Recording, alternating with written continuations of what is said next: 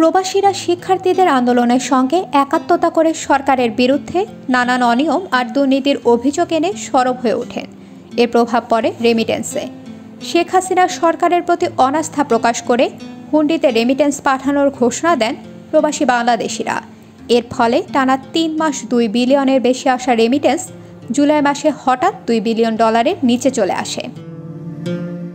শেখ হাসিনা সরকারের পতনের সঙ্গে সঙ্গে বৈধ পথে রেমিটেন্স আসার পরিমাণ হু হু করে বাড়ছে।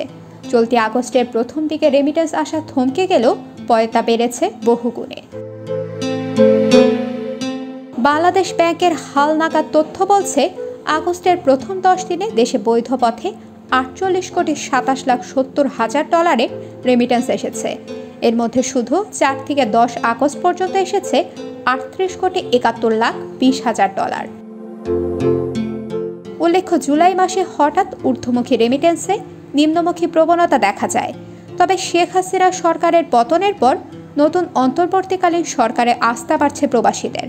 নতুন সরকারকে শক্তিশালী করতে তারা আরও বেশি রেমিটেন্স পাঠানোর ঘোষণা দিয়েছেন। ফলে আগস্টের শুরু থেকে বৈধ পথে রেমিটেন্স আসার পরিমাণও বাড়ছে।